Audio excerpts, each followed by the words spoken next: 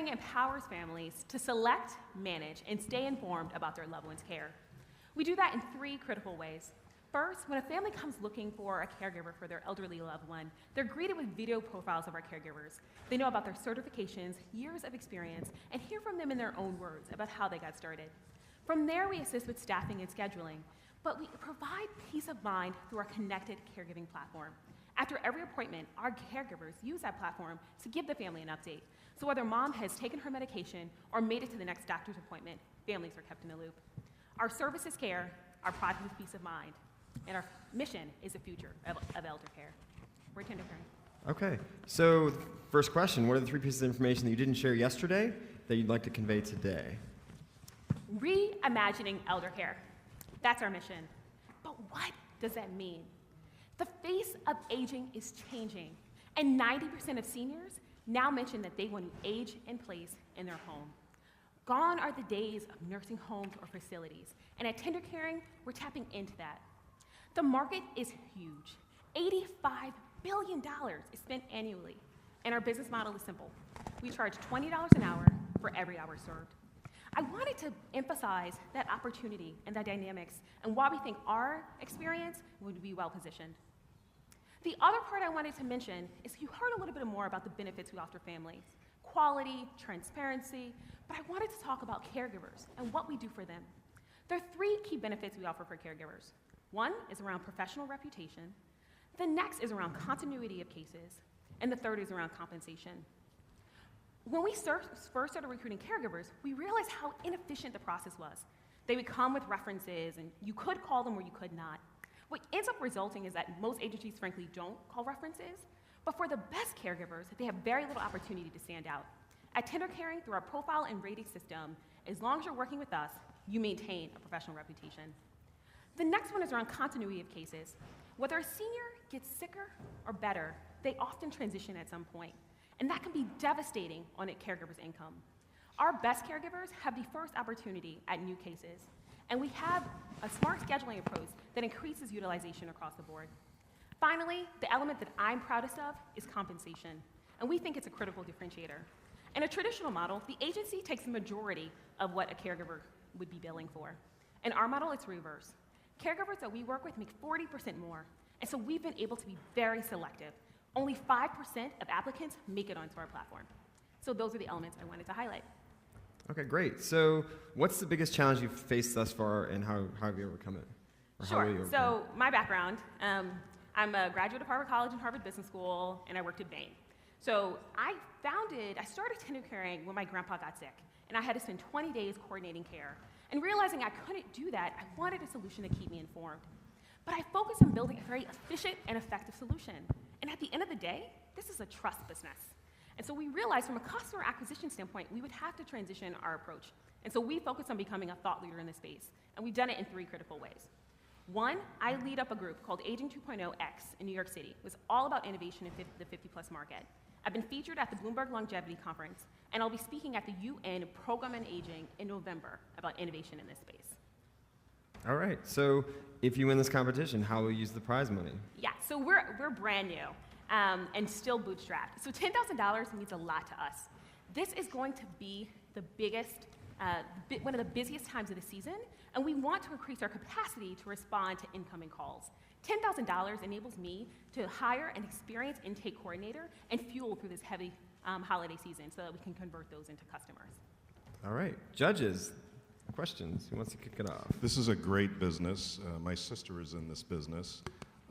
The demographics are with you because the baby boomers are getting older and everyone's getting older. They want to stay at home. So great business, growing like crazy. But the question is this, who is the buyer? Mm-hmm.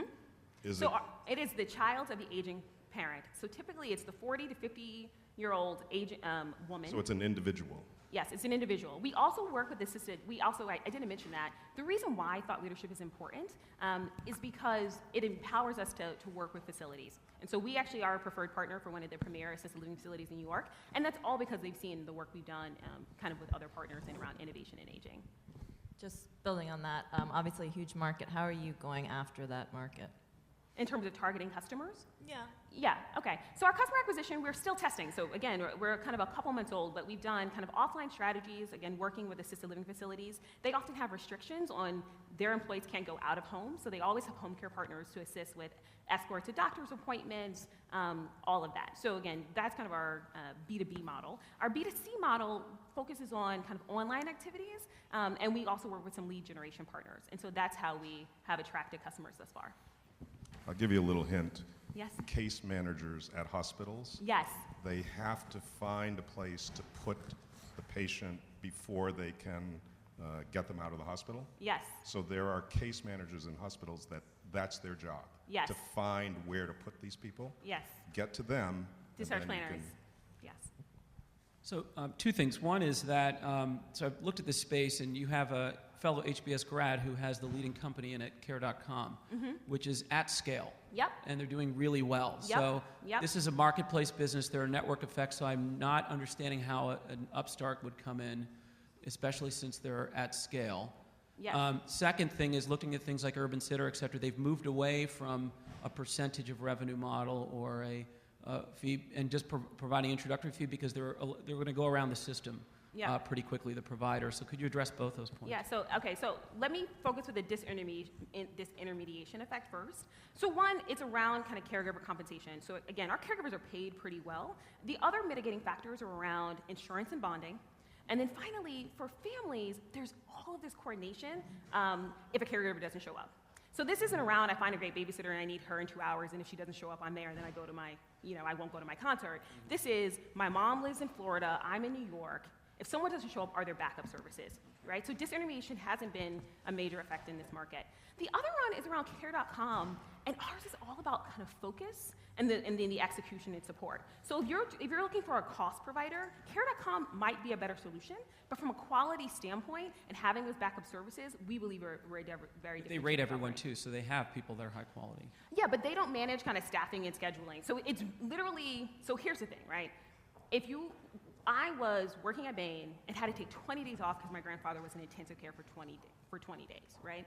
If you do Care.com, you might be able to find someone great and work with them, but if they have to go to their kid's appointment or they have to go for a doctor, you're still looking for someone. At TenderCare, we are your partner in care. So you find your primary caregiver, but whether you need a backup service or that person, again, has to transition for a facility, we provide that kind of comprehensive solution for families. All right. Who's got another question? We got a little time left. You said the caregivers get paid well. How well?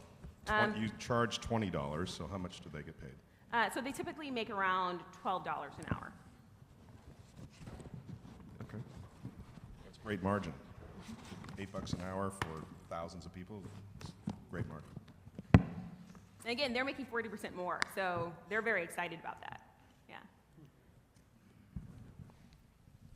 So you're at the point now where it's early, you're pulling from some of these different networks for your caregivers.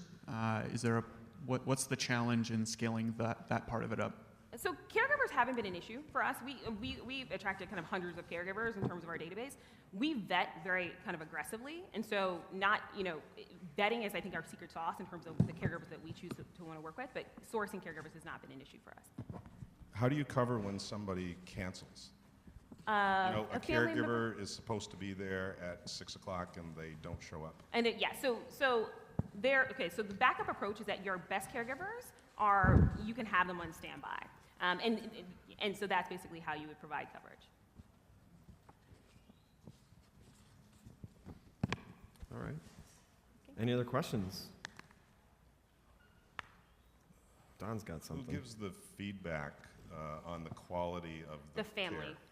But the family's not there, only the patient Yeah, is there. that's important for a few reasons.